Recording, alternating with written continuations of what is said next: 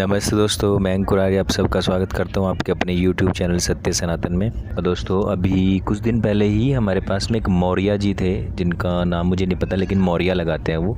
और उनका फ़ोन आया था और उन्होंने हमारी जो पिछली वीडियोस बनी हुई हैं भीमराव अंबेडकर जी और उनके संविधान की समीक्षा, उसके ऊपर जितने वीडियोस बने हुए हैं वो उन्होंने सुनी और उसके बाद में उन्होंने हमसे फ़ोन किया। उसी की ये रिकॉर्डिंग है। इससे आप सीखेंगे किस प्रकार से इनके कैडर के जितने भी लोग हैं वो लोग जो कुछ भी सिखाते हैं इतना गलत है, हास्यास्पद है, और आप उनको किस तरीके से नकार सकते हैं और किस प्रकार से उनका आंसर भी कर सकते हैं। तो सुनिए उनकी ये ऑडियो रिकॉर्डिंग। तो अम्बेडकर जी ने गलत नियम बनाए हैं, गरीब लोग जेल में, पैसे वाले बच के आ जाते हैं, ये है वो है।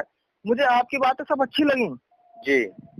सारी वीडियो देखी मैंने जितनी भी, सब उसमें आपने बहुत अच्छा मतलब वो दिया प्रवचन, एकदम बेहतरीन जी। लेकिन मैं इस चीज को नहीं समझ पा रहा। ये तो तुमने बाबा साहब के बारे में ये बोला कि संविधान जो लिखा गया है इसमें अम्बेडकर जी ने ऐसा कानून बनाया कि गरीब पिछड़ा अमीर लेकर जाता बाहर।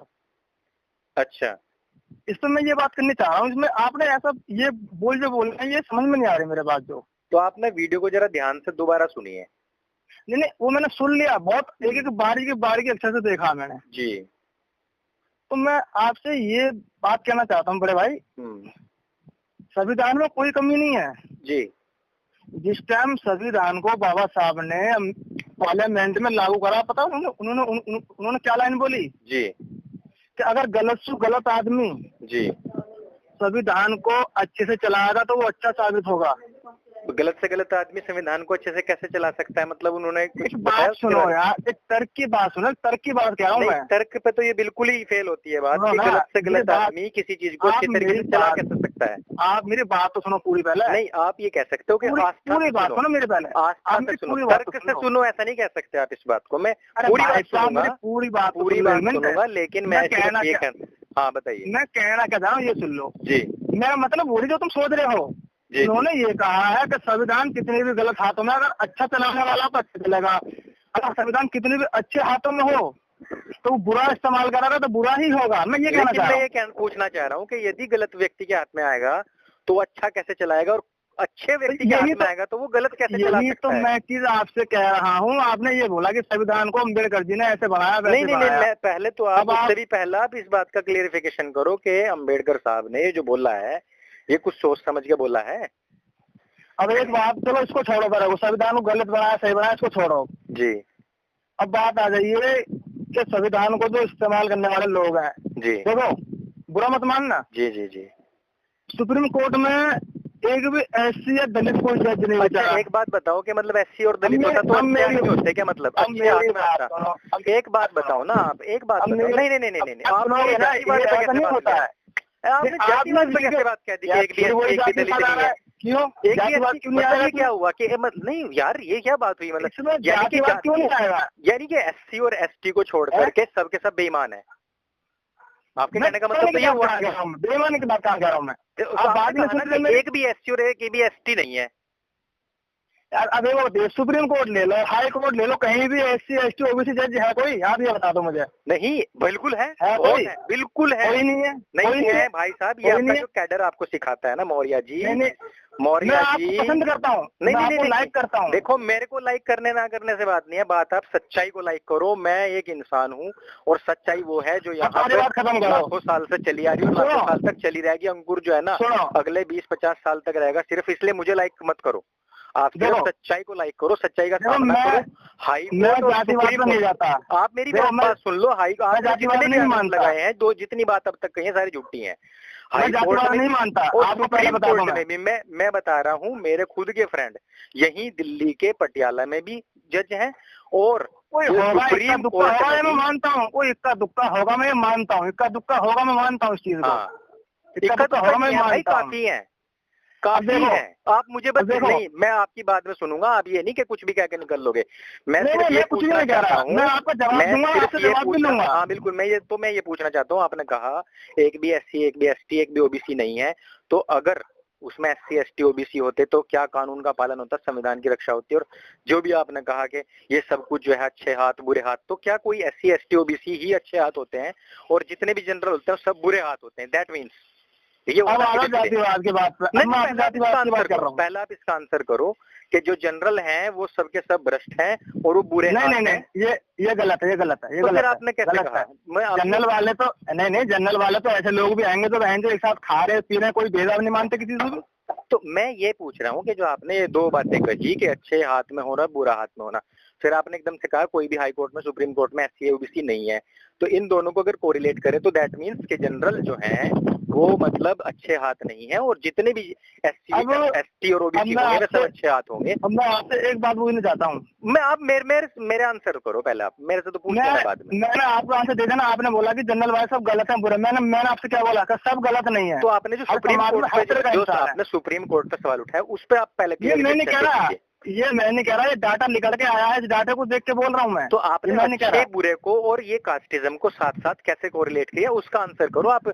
ये नहीं कि बस जो भी आ रहा है बोले चले जा रहे हो। आप समझ रहे हो ना? मैं कुछ नहीं बोल रहा है, मैंने आपसे सवाल करा है, आप मेरे को सवाल का जवाब दे रहे हैं, मैंने जवाब सुन लिया। मैं कोई आपसे वो नहीं कर रहा, मैं वही पूछना चाह रहा हूँ। देखो हमने कोई चीजें कोरिलेट करते हैं ना, जब हम कोई बात उठाते हैं, कोई चीजों पे वाद करते हैं, तर्क करते हैं, तो उसकी बात ये होती है कि जैसे कि आपने पहली चीज उठाई कि भाई देखो बाबा साहब ने कहा है कि चाहे कितने भी अच्छे से अच्छा हो लेकिन उसको बुरा व्यक्ति भी बुरे तरीके से चला सकता है, मतलब उसकी इंटेंशन गलत हो सकती है, मैं इस बात को मानता हूँ।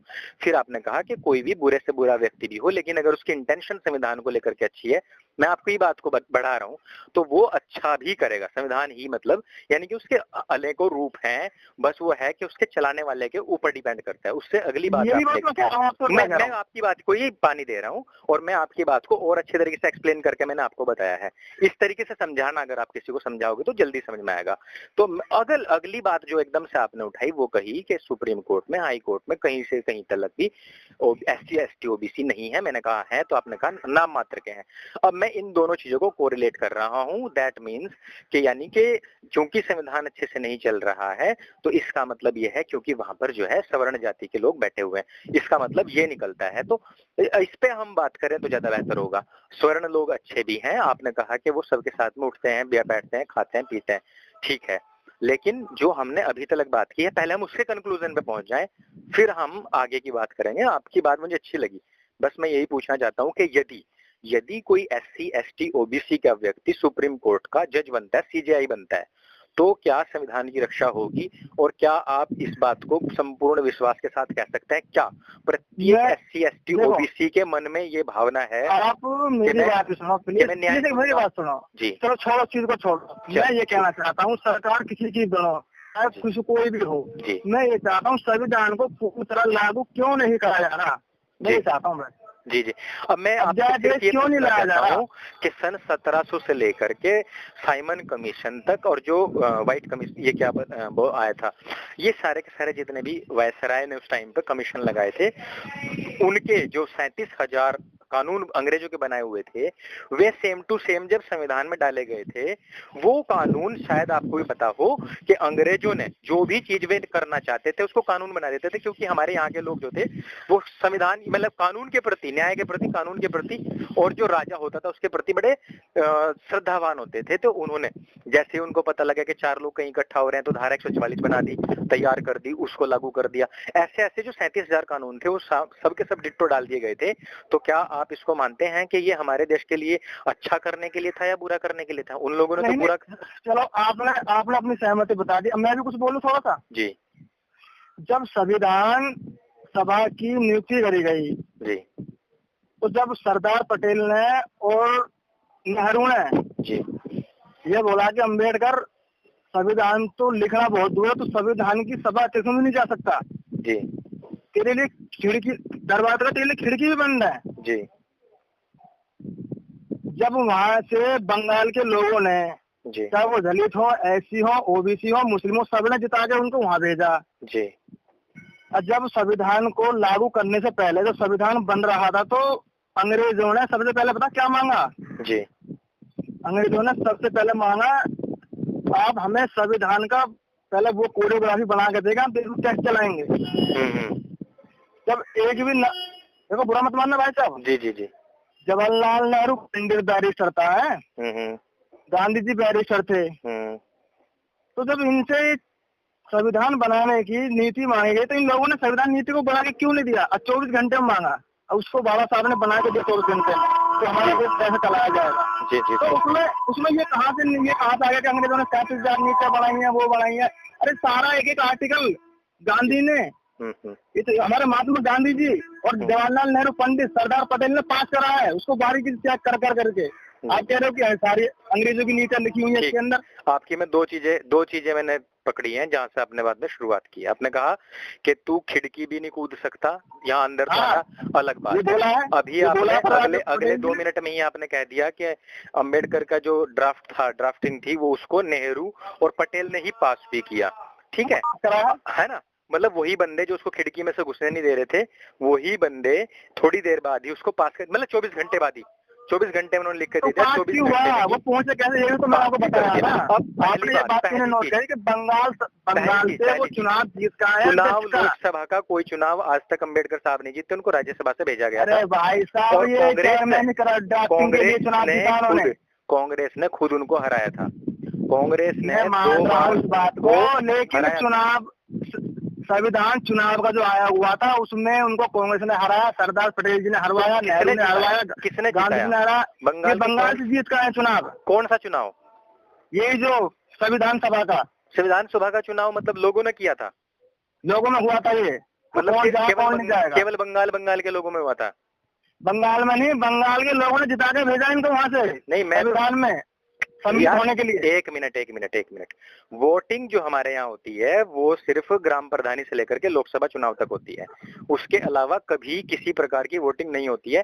और अगर इस प्रकार की संविधान सभा में कोई वोटिंग हुई हो, उसका कोई भी ऐतिहासिक दस्तावेज नहीं है ना। आप मुझे दे सकते ऐतिहासिक दस्तावेज नहीं है, बताओ क्या दस्तावेज देंगे तो साहब? जो अगर कमेटी बनती है, चाहे वो सीजीआई, मैं बता रहा हूँ, सीजीआई बनता है, आपने कहा संविधान लिखने की बात, चलो ठीक है। संविधान लिखने के लिए आपने कहा कि दलित, SC, ST, OBC बंगाल के लोगों ने अंबेडकर को जिता करके संसद सभा में भेजा। पहली चीज मैं आपको बताऊं कि आप यहाँ पर गलत हैं, थोड़ी सी अपनी नॉलेज को सुधारिए। नहीं बात है, संसद में नहीं बोल रहा, संविधान चेयरमैन ड्राफ्टिंग कमेटी का वो चुन कमेटी का जो गठन हुआ था वो आंतरिक कमेटी से हुआ था, ना कि लोगों में गए थे, लोगों में नहीं गए थे। मैं बिल्कुल सही। हेलो जी मौर्य जी। हाँ जी बोलिए भाई साहब। हाँ, तो आपका बीच में ही फोन कट गया। मैं ये कह रहा था, हाँ बोलिए। मैं सिर्फ ये पूछना चाह रहा था आपसे कि यदि आपने जैसे बताया ना कि पश्चिम बंगाल से चुन के आए थे अम्बेडकर साहब, है ना? हाँ। है ना? उनको इसमें भेजा गया, कमेटी में भेजा गया था, तो हाँ। इसी कमेटी में ही बाकी के 13 लोग भी थे, ठीक है? इस पूरी ड्राफ्टिंग कमेटी में 13 लोग और भी थे।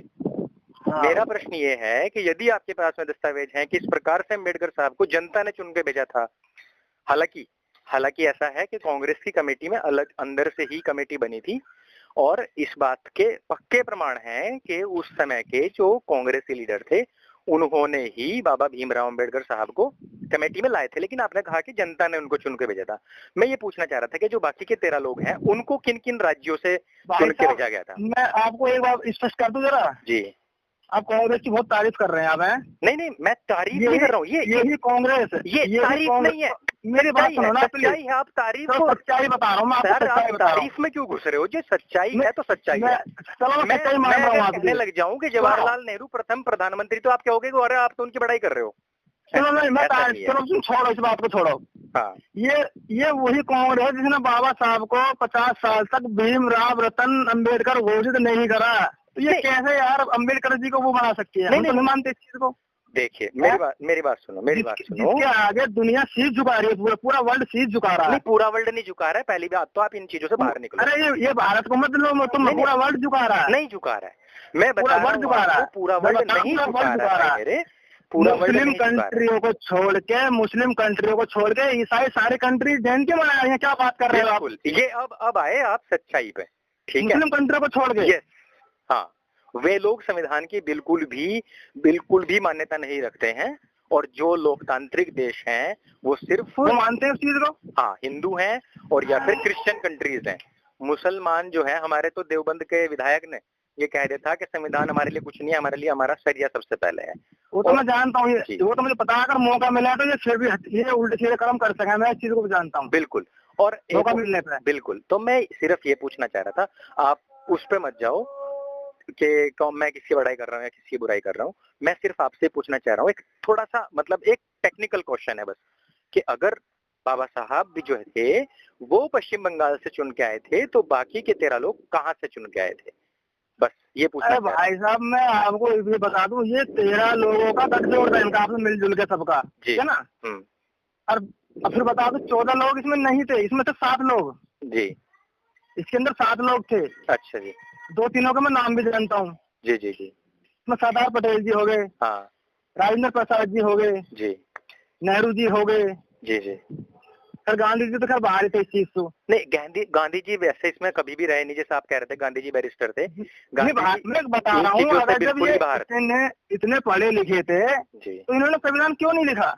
नहीं देखो, ये जो 7 लोग थे ना, ये 7 लोग। गांधी जी की मृत्यु कब हुई थी? सुनो, गांधी जी की मृत्यु कब हुई थी? गांधी जी की मृत्यु विधानसभा होने के बाद ही हुई है, उससे पहले नहीं हुई थी। नहीं, एक मेरी संविधान पूरा खत्म होने के बाद हुई है। अच्छा, कौन से सन में? ये तो इस चीज को मेरे दिमाग से कर रहा है, मेरा ध्यान नहीं आ रहा चीज का। चलो, संविधान कब लागू हुआ था? 1950। संविधान लागू हुआ 1949 के आसपास में। 50 में, 26 जनवरी 1950। यानी कुछ भी मान लो, यानी 50-56, ये मतलब 50 मान लो या 49 मान लो, 49 में लागू हुआ, लेकिन पूरा जो लागू हुआ 50 में जाकर हुआ लागू। ठीक है, दर्द हो गया, मैं कुछ हो गया, सब ने बना के छुट्टी कर ली अपनी। 30 जनवरी हमारे तो बाबा साहब थे ना। सुनो 30 जनवरी 1948 को गांधी जी एक्सपायर हो गए थे। सुनो, 30 जनवरी, और आप ये कह रहे हो कि गांधी जी बैरिस्टर थे और उन्होंने कुछ नहीं किया। मैं आपको दुरुस्त कर रहा हूँ। 1948 लगा, देखो मेरी बात सुनो पहले। 30 जनवरी 1948 को गांधी जी मर चुके थे और उसके पूरे 2 साल के बाद संविधान शुरू हुआ, और उसको बनने में जितना टाइम लगा, ये सारा कुछ गांधी जी के बाद बना था। तो इसलिए आपका जो कैडर है वो सब गलत चीजें फैला रहा है। अब ये पूरी रिकॉर्डिंग जो है आपने सुन ही ली, अब इसमें कहने लायक कुछ रहा ही नहीं। इन लोगों को लगता है कि यदि सुप्रीम कोर्ट का जज कोई एससी बनेगा तो जाकर न्याय होगा। इनको लगता है यदि हाई कोर्ट के वकील और जज सबके सब मिलकर एससी एसटी बनेंगे तब जाकर ही सब लोगों को न्याय मिलेगा। पहले मार्क्स तो देख लो अपने, मार्क्स कितने आते हैं, जितने मार्क्स हैं उसी परसेंटेज में तुम्हारे मुंह से न्याय भी निकलेगा। लेकिन खैर इस बात को भी छोड़ दीजिए। बंदे को लगता है कि महात्मा गांधी जो कि 30 जनवरी सन 1948 को यहाँ से जा चुके थे, स्वर्ग नरक जिधर उनको सुधारना था सुधार चुके थे, वो वापस आकर 1950 का संविधान लिखकर इन लोगों को देते। फिर तीसरी बात कि संविधान सभा के लिए पश्चिम बंगाल से चुनकर एससी एसटी ओबीसी समाज के लोगों ने अंबेडकर साहब को कमेटी में भेजा। क्या हास्यास्पद बात है। कहते हैं कि उसमें सिर्फ 7 लोग थे, 14 लोग तो मुख्य थे, उनको कहाँ से चुनकर भेजा गया उसका भी इसके पास उत्तर नहीं है। उसके साथ ही साथ इनके जितने भी ऐसे प्रश्न होते हैं वो सब के सब कैडर से मिलाकर जुलाकर इनको बनाकर भेजा जाता है और ये लोग बनते हैं। कहते हैं पूरे विश्व में उनकी ख्याति है, पूरे विश्व में उनको पूजा जाता है। कहीं नहीं पूजा जाता है। कॉपी पेस्ट मारने वाले व्यक्ति को कोई भी व्यक्ति क्या विद्वान कह सकता है, और अंततः उस व्यक्ति ने स्वयं ने ही कहा कि ये कॉपी पेस्ट है और इसको जलाने की बारी आई तो सबसे पहले मैं ही इसको जलाऊंगा। लेकिन कैडर के लोग हैं इसलिए अंधभक्ति में मशगूल, इन लोगों को कुछ दिखाई नहीं देगा, लेकिन आप लोगों को बिल्कुल दिखाई देगा। आप लोग इसको सुने, समझें, परखें और अपने स्तर पर इसकी जांच करें, और जितने भी कैडर के ऐसे लोग मिले उनको मुंह तोड़ जवाब दें। तो आज और अभी के लिए सिर्फ इतना ही। मेरे संग बोली सत्य सनातन वैदिक धर्म की जय। जय हिंद, वंदे मातरम।